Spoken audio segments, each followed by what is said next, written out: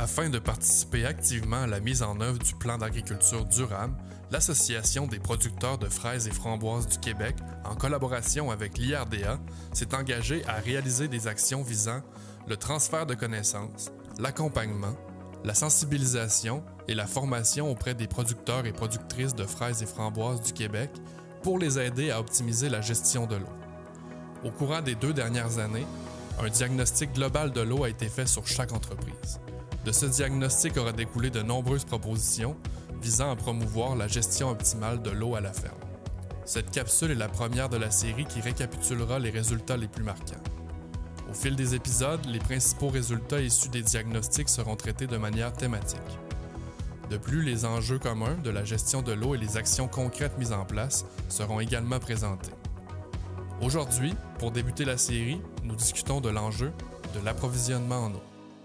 Pour chaque entreprise, l'utilisation de l'eau à la ferme a été caractérisée et quantifiée.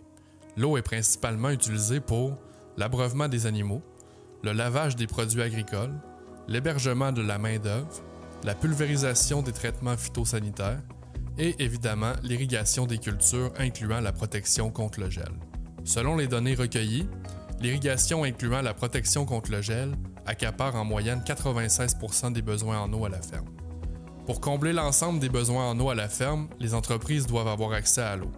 Les types d'approvisionnement en eau rencontrés incluent notamment les étangs d'irrigation, l'eau souterraine, les réseaux d'aqueducs qui sont généralement sous gestion des municipalités avec une redevance sur la consommation, prélèvement en rivière et réservoirs, récupération de l'eau de pluie. Les étangs d'irrigation constituent dans la plupart des situations l'approvisionnement le plus répandu sur les fermes. Le contexte d'approvisionnement en eau de chaque entreprise est différent.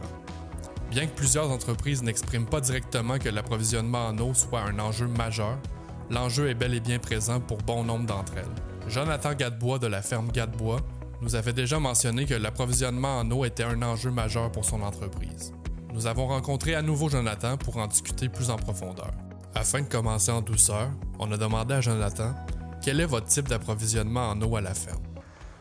Chez nous, c'est un seul bassin qu'on a pour approvisionner toute la ferme en eau. Le bassin, lui, n'est pas alimenté par une rivière ou un cours d'eau qui passe à proximité. C'est vraiment l'eau qu'on récolte à partir de la neige l'hiver ou les eaux de pluie qui ruissellent jusqu'au bassin, qui l'alimente. Il n'y a pas de veine d'eau non plus qui alimente l'eau tout au courant de l'été. Donc, ce qu'on a, c'est les réserves d'hiver, puis il faut gérer à partir de ça. Maintenant qu'on connaît les types d'approvisionnement en eau à la ferme Gadebois, quels sont les contextes qui accentuent l'enjeu de l'approvisionnement en eau? Voici ce que Jonathan en pense.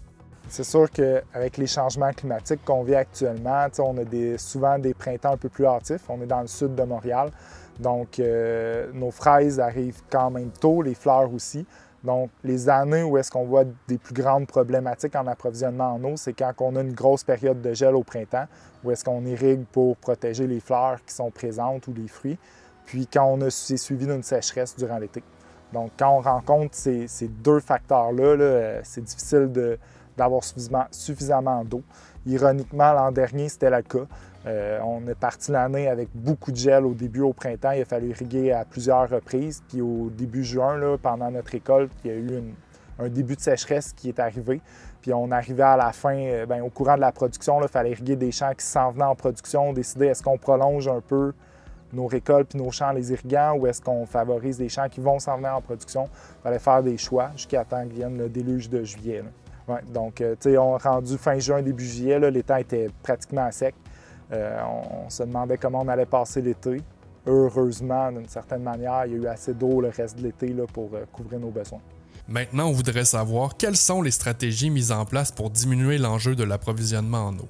Je te dirais, historiquement, on a toujours eu 1-2 bassins sur la ferme. Avant, on avait un plus petit étang, au début des années, jusqu'à 2017, si je ne me trompe pas. On avait un plus petit étang, puis on l'alimentait avec un second bassin qui venait le remplir un peu plus si on manquait d'eau durant l'été. Mais on n'avait pas vraiment de fraises d'automne, on n'avait pas de maïs sucré non plus, on faisait que de la fraise en rang natté. Donc, nos besoins étaient plus limités. À la limite, en rénovation au mois d'août, on tolérait un peu plus de stress. Mais là, avec le temps, on a augmenté en superficie de fraises d'automne, on a augmenté notre superficie de maïs sucré.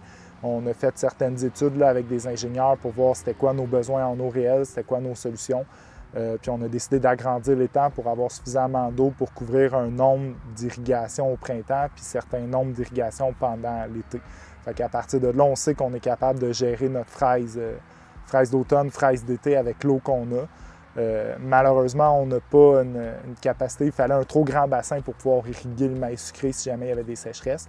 Fait qu'on a décidé d'orienter notre besoin en eau uniquement sur la fraise. En terminant, on a demandé à Jonathan quels sont les impacts réels d'un approvisionnement en eau limité.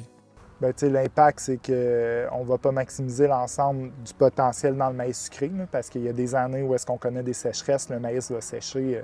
On aurait pu l'irriguer, mais on n'a pas l'eau nécessaire pour le faire.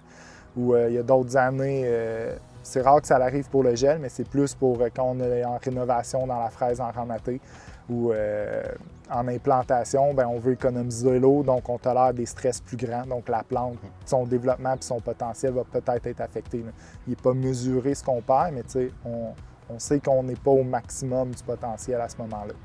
Fait qu'on gère l'eau du mieux qu'on peut dans les conditions qu'on a. Même si certaines entreprises ne vivent pas d'enjeux récurrents sur l'approvisionnement en eau à la ferme, il existe tout de même d'autres contextes qui peuvent accentuer la pression sur celle-ci. Voici ce que Pierre-Yves Etier de la ferme Au Pays des Petits Fruits, ainsi que Jean-Julien Plante de la ferme Jean-Pierre Plante, avait à dire sur ces contextes. C'est de gérer toujours les moments dans l'été ou de grandes sécheresses. Là, comme je t'ai dit tantôt, l'année passée, il est tellement mouillé, c'est pas un problème. Cette année, bon, c'est pas si pire aussi à date. Là. Oui, on a eu des canicules, mais on a eu des gros coups d'eau. Honnêtement, je te dirais que pour le moment, ça ne m'apparaît pas. Mais c'est déjà arrivé où on a des longues périodes de sécheresse où là, c'est toujours un peu problématique. Là, il faut en passer du temps là, sur l'irrigation. Là, il faut en passer du temps. OK, là, il faut se creuser les méninges. Comment est-ce que je vais faire pour amener l'eau là parce que là, j'en ai plus, et ainsi de suite. Je te dirais que pour le moment, je n'ai pas atteint un niveau où dire là, que j'ai une année que j'ai tout perdu parce que je n'ai pas atteint ça. J'estime qu'avec ce que j'ai, je suis capable de passer au travers de bien des crises avant de dire que j'ai pas d'eau. Oui, je vais peut-être être obligé de limiter à un moment donné mon eau. J'ai de la chance. C'est sûr qu'une culture de fraises d'été, elle a besoin lorsqu'on récolte. Bien, rendu à partir de la mi-juillet, quand on n'a quasiment plus le 15-20 juillet, bien là, on rénove, et ainsi de suite. La quantité d'eau demandée est puis pareil. Fait que là, je vois mes besoins vont aller ailleurs. Fait que c'est sûr et certain que ça fait en sorte que, bon, c'est pas tout le temps un maximum d'eau dans chaque culture. C'est comme ça qu'on fait en sorte que, une règle générale, on est capable de passer au travers des crises. C'est déjà arrivé réduire puis manquer. Puis la culture a un bon stress. Là. Ouais, ça m'est arrivé dans la fraise d'été. Des champs en pente là, vers le sud, là, avec le soleil qui tape dedans, là, avec un loam sableux qui draine l'eau quand même beaucoup. Là. Fait que ça, il y a une année qu'on a eu des bonnes pertes avec ça, là, entre autres. Je pense que j'avais comme trop de fraises à la même place. Là. Dans le fond, ça a été mal réparti. C'est pas mal moi le coupable. C'était une année sec, là, très sec, mais il faut penser à ça, il faut s'arranger. Je pense que ça peut tout le temps arriver. Là, ça, là. Fait qu'il faut essayer d'économiser l'eau. Puis c'est dans mes choses à améliorer aussi, là, le système d'aspersion. Tout comme à la ferme Gadebois, d'autres entreprises ont également mis en place des pratiques visant à optimiser l'utilisation de l'eau pour l'irrigation, pour la gestion du stress hydrique et le contrôle contre le gel. C'est ça, depuis qu'il y a quelques années, on avait un système qui était, on utilisait l'irrigation par aspersion. Donc, on pouvait manquer d'eau à certains moments là, dans notre bassin d'irrigation. Depuis quelques années, on s'est transféré au système goutte à goutte. Là, les besoins ont été réduits à peu près en 4 ou en 5. L'automne, c'était une technique qu'on utilisait, bien, ça fait quand même une quinzaine d'années sûrement, mais on arrosait l'automne pour le gel. Le printemps, c'était systématique, on mettait des tuyaux partout pour arroser. Puis maintenant, avec les couvertures flottantes, double couverture flottante, on a quand même amélioré là, notre efficacité à contrôler le gel sans avoir recours à l'aspersion. Donc ça nous a fait quand même économiser beaucoup parce qu'au printemps, si tu vides ta réserve en eau, puis tu n'as pas commencé encore à récolter de fruits puis à être en production de fruits, donc ça nous aide là, à conserver notre eau pour l'été puis pour les sécheresses qui arrivent en juillet ou en août, là, normalement. Sinon, d'autres stratégies qu'on a, bien, on utilise aussi dépendamment le stade des cultures, là, le stade de la fraise, des fleurs, des fruits, l'intensité du gel, les bâches, des bâches flottantes, des agriles au printemps pour protéger contre des pluies faible froid. Fait que ça nous évite de partir système d'irrigation, de gaspiller de l'eau. On utilise les tensiomètres aussi pour gérer les besoins en eau, voire mesurer c'est quoi le besoin de la plante. Là, puis on essaye de s'informer puis d'ajuster le plus possible nos méthodes là, pour économiser l'eau puis la mettre au bon moment puis qu'elle soit le plus profitable pour la plante. C'est sûr que avec le nombre d'étangs que j'ai, je fais mes rotations de culture en fonction de mes étangs. Mettons, si j'ai 6 terres, vous comprendrez que j'ai pas toutes mes fraises toute la même année sur une seule terre. Fait que tout est réparti. C'est sûr que côté travail, déplacement, tout ça, bon, ça a un coût. Mais j'ai comme pas le choix de le faire de cette façon-là pour être sûr d'avoir de l'eau pendant toute la saison pour une production donnée à un endroit donné. Je peux pas me permettre d'arrêter d'irriguer. En tout cas, pas dans la fraise, pas dans la framboise. C'est sûr qu'aux endroits où on a nos structures, bien ça bouge pas. Fait que quand on vide les étangs, ça arrive, quand on vide les étangs aux endroits où on a nos framboises hors sol, nos fraises hors sol, bien, je fais du transfert d'eau d'un étang à un autre. J'ai la chance d'avoir 4 terres collées ensemble. Fait que je suis capable d'installer des tuyaux d'une terre à l'autre pour pouvoir faire ça. Comme nous venons de l'illustrer, l'eau est essentielle à de nombreuses activités agricoles. Le diagnostic global de l'eau de l'entreprise permet non seulement de quantifier le volume d'eau nécessaire à chacune de ces activités, mais aussi de garantir une meilleure gestion et planification de la ressource. Un plan d'action personnalisé doit alors être mis en place pour optimiser la gestion de l'eau en adéquation avec les approvisionnements en eau à la ferme.